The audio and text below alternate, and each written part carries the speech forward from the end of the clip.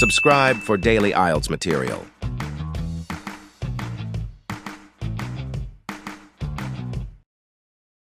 Section 1. You will hear two students, Peter and Mary, discussing their new eating plan.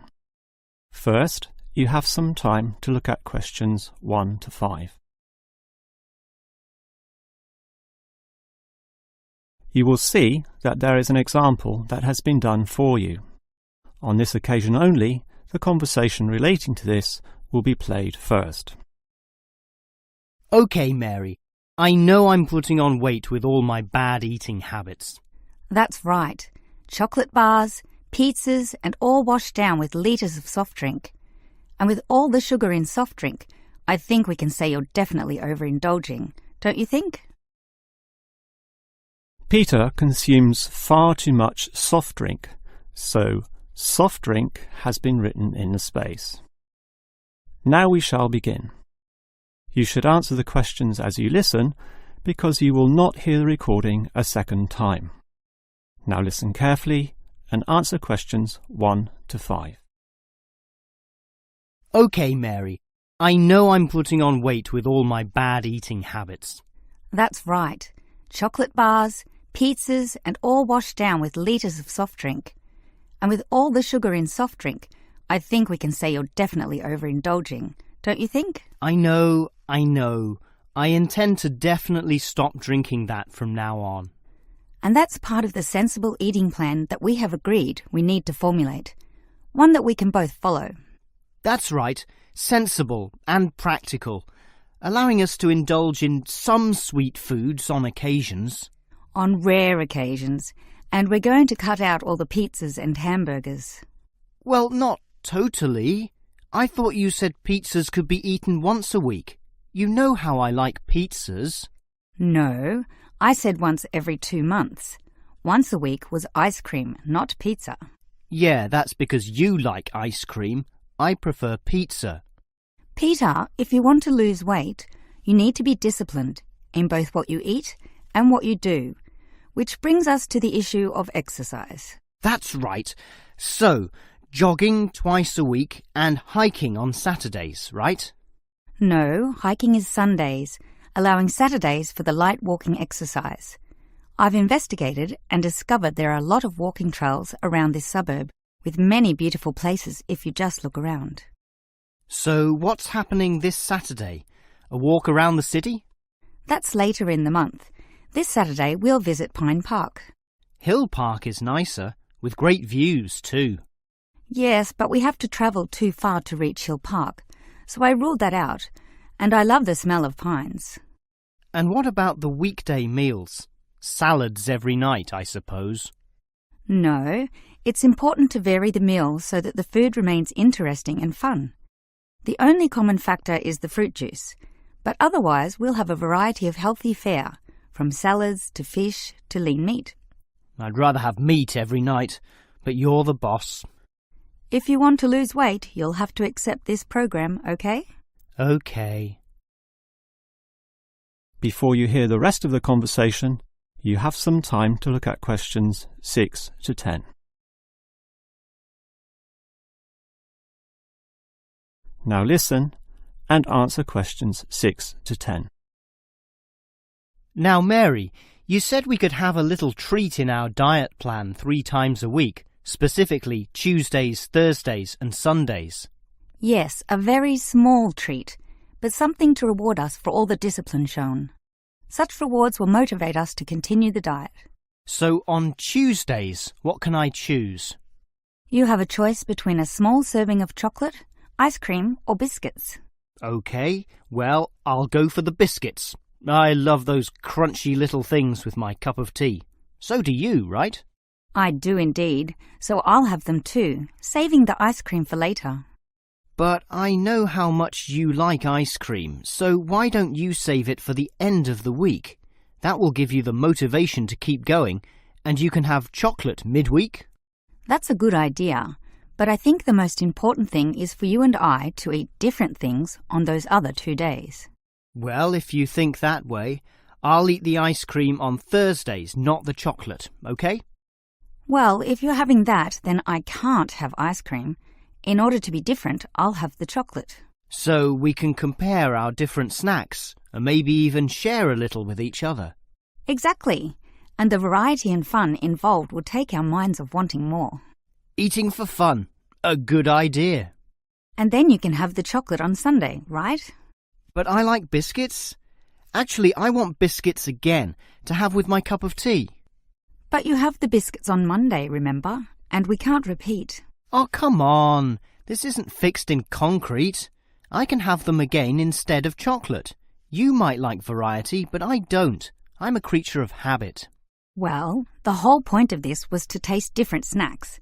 But if you want the same thing, okay. I, for one, am sticking to the original plan, with ice cream to finish the week and not another dose of chocolate. That is the end of section 1. You now have half a minute to check your answers. Now turn to section 2. You will hear a childcare worker telling some mothers about the advantages of her centre. First, you have some time to look at questions 11 to 16. Now listen carefully and answer questions 11 to 16. Hello everyone, and welcome to the Stanfield Childcare Centre. Now I know you're all new mothers and you like to cling to your children. You've certainly spent a lot of time raising them to the age of 4 and are perhaps reluctant to leave them here at our centre. Well, one of the first things you should understand is that here it is safe. Very safe. Look around and you'll see that every room has padded walls. Other centres have standard painted walls, but here we have invested a lot to ensure your children will not hurt themselves when running around and possibly tripping over. This padding extends around all corners. That is, the areas most likely to bruise and cut your active little child. So, you can rest assured that any accidents of a physical nature are not likely to happen here. Now, you don't want to dump your child at this centre and let them waste their time. You want them to learn, and that's one of the greatest assets of our establishment. Our staff are not only trained childcare workers, but all of them have a special skill which they can impart to your child. Whether it be teaching the ABC, some basic mathematics, artistic skills, or physical education. We are particularly known for our preschool literacy program and have a wealth of learning toys specially designed to develop your child's potential. Of course, one concern many mothers have is that, in environments such as these, colds and flus and other viral nasties can be easily spread around. It's a very legitimate concern, and one which we take seriously, and we pride ourselves on our precautions. For a start, unlike most centres which clean with standard detergents, we disinfect every service at the end of every day, using a special disinfectant wash. Some places just wipe surfaces daily with a damp cloth, but not us, and that's just the start. We also physically check your children when they arrive every day, and if we feel your child is sick, we ask him or her to wear a face mask to ensure germs are not transmitted. If your child is noticeably sick, then we ask you to take them back home to recover. This might sound a little unkind, but we hope parents can understand that these measures are for the benefit of all. Before you hear the rest of the talk, you have some time to look at questions 17 to 20.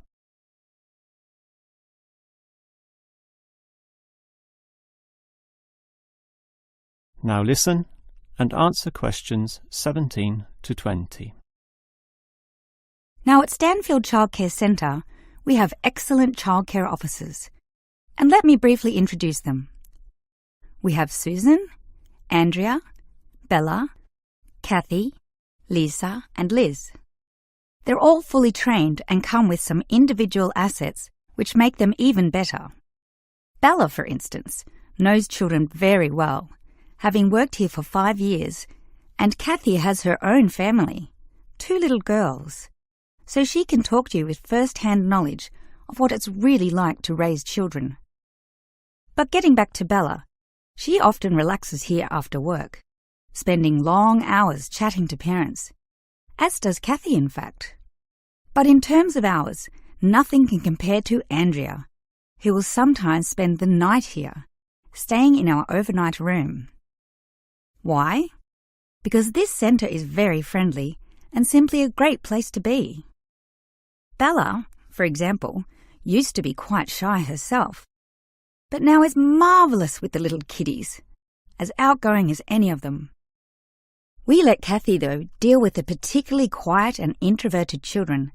Since having her own family, she knows what can really bring them out. Of course, what better way to do this than with yummy homemade cakes? And Kathy often gets these from Bella, who can make some of the best in town. Yes, everyone here brings something special, which is why we're one of the best childcare centres in the business. That is the end of section 2. You now have half a minute to check your answers.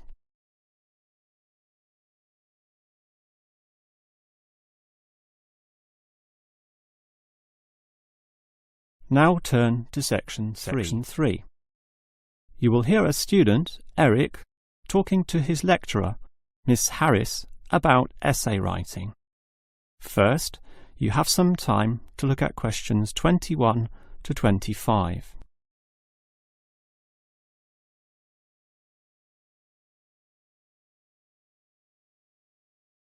Now listen carefully and answer questions 21 to 25. Hi, Miss Harris. Here we are talking once again. Well, I'm always willing to help out wherever possible. Is anything troubling you? Well, your advice last week about writing summaries was very useful, and I'm using these summaries a lot in order to prepare my final master's thesis. But you're having problems, right? Yes, I have a few issues to discuss. Obviously, I want a good essay, and I want to achieve high marks, but I'm not sure on the best way to start. That's an easy question. Start with a topic, but not one that I necessarily suggest, but one that you want to explore. You will always write better when doing so on a topic you are interested in, not one imposed upon you by others. Well, I'm interested in management theory. Then pursue that. However, that alone is far too broad. Break it into various current areas of discussion and relevance. Then look more carefully at one of them. Say, management and cultural differences, or management and motivation, or other aspects, such as the role of salary, group cohesion, or leadership. I would say I'm interested in group cohesion, that is, how people interact in the workplace. Well, that's a start, but you can't then just write planlessly without defining exactly what you intend to do within the area you've chosen. You'll have to think of a thesis, and this statement could be of several types. Such as what? Oh, you could argue a point, something that you believe in, or discuss an issue, looking at its various perspectives, or critique the opinions of others, pointing out the pitfalls and flaws. The thesis statement will make that very clear because it will say, in simple terms, what you intend to achieve in your essay. I see. And then I can just begin writing, right? Wrong. Huh? If your essay is going to be clear, it needs to be logical and organised, and this means you'll need an outline. This could be written as a flowchart or spider graph, that is, a series of connected lines. But whatever shape the outline takes, there must be a sense of progress in, more or less, a straight line towards a goal. And then my essay will be good? With such progression, definitely, as long as you do achieve everything that you set out to do, as specified in the beginning, okay? Before you hear the rest of the conversation, you have some time to look at questions 26 to 30.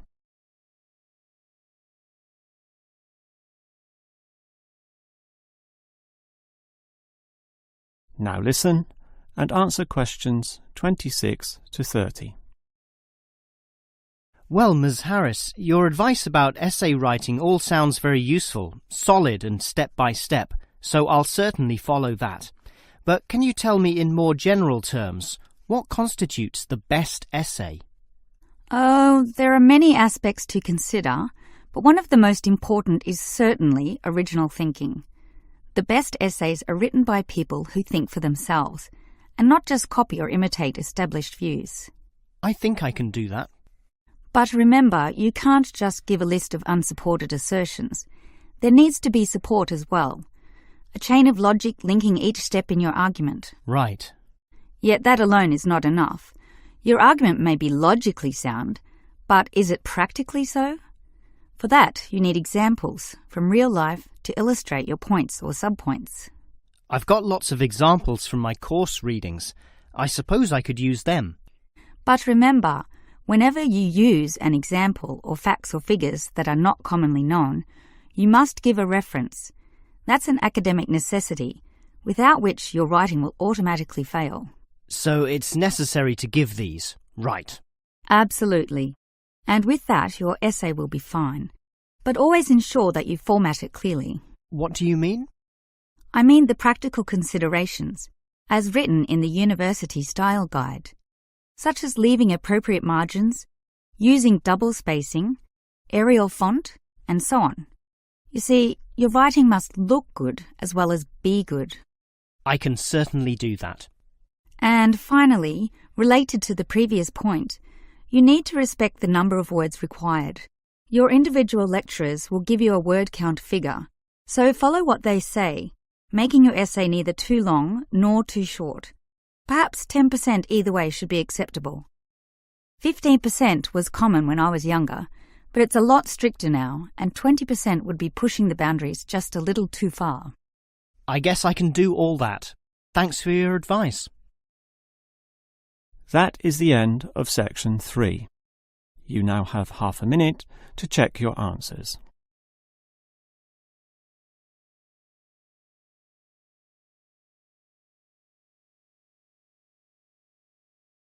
Now turn to section 4. Section 4. You will hear a lecturer discussing the history of people's beliefs regarding whether the Sun or the Earth is at the centre of the solar system. First, you have some time to look at questions 31 to 33.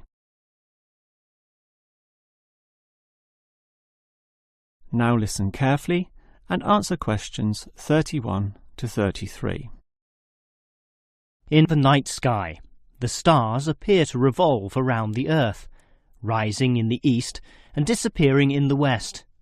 The Earth itself seems solid, fixed and stable, and such common-sense perception suggests that the Earth is the centre of the universe. This is known as geocentrism, with geo meaning Earth, and all pre-modern civilizations drew this conclusion. We now know, of course, that the Earth revolves around the Sun, and this is called heliocentrism, with helio meaning sun. But historically, it took quite a while for this to be deduced. As early as the 3rd century BC, an ancient Greek astronomer, Aristarchus of Samos, proposed heliocentrism, but received little support from his peers. Similarly, throughout subsequent history, isolated individuals proposed this new idea, but again, no one was listening. Geocentrism just seemed too logical to refute. Geocentrism also fitted the views of the established Christian Church, who could quote biblical passages such as, "The world also shall be stable, that it be not moved." Those who dared disagree were subject to accusations of heresy, often with dire punishments to follow. The trouble was, as the night sky was observed more closely, that simple revolution of the stars proved not so simple at all.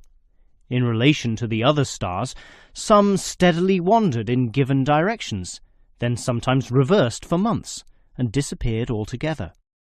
They were called planets, meaning wanderers. In addition, the position of the Sun and Moon altered slightly over the year, and comets, those mysterious glowing spots, would come and go. In order to predict the motion of the planets and accurately serve the primary purpose of navigation for sailing ships, increasingly elaborate mathematical models were needed, a sure sign that something was not quite right. Before you hear the rest of the lecture, you have some time to look at questions 34 to 40.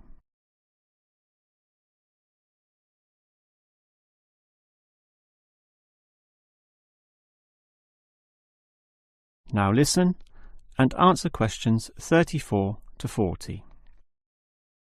Heliocentrism, or the belief that the Sun is the centre of the solar system, still needed a mathematically sound description before it could be scientifically accepted. And it was a Polish astronomer, Nicholas Copernicus, who in 1543 first published this. This event is sometimes referred to as the Copernican Revolution. Copernicus himself certainly feared the consequences of his proof, knowing full well it might invoke the anger of the established church. Probably for this reason, he waited until the last year of his life, when he was sick and dying, to release his findings. In addition, the preface of the book, written by a respected member of the church, stated that the model was not necessarily correct. As a result of this, there was no revolution whatsoever. In fact, the book received scant attention in the subsequent decades, apart from a few irate clergymen who angrily dismissed the whole scheme as irrelevant. Yet the following generations of astronomers did not always fare so well. The Italian scientist Galileo got into trouble, as did a fellow Italian with the surname Bruno, Giordano Bruno, who was burnt at the stake. Yet ultimately nothing could slow the spread of heliocentrism across Europe. It formed the basis of Isaac Newton's great work on the motion of the planets, a work which implied that even the Sun, around which the Earth circled, was itself in motion around a common centre of gravity. No discourse about heliocentrism could finish without mentioning that, somewhat unbelievably, there still exist those today who choose to believe that the Earth is the centre of the universe. Modern geocentrism is usually the result of literal interpretations of the Bible, which is the cornerstone of these people's beliefs. They, therefore, also believe in creationism, that is, that a God created everything, and while we may smile at this, it is sobering to consider that surveys have revealed that up to 10% of British people, 12% of Europeans, 20% of the USA, and 25% of the Middle East still hold the belief that the Sun revolves around the Earth. One can only wonder what Copernicus would have thought of this. That is the end of section 4. You now have half a minute to check your answers.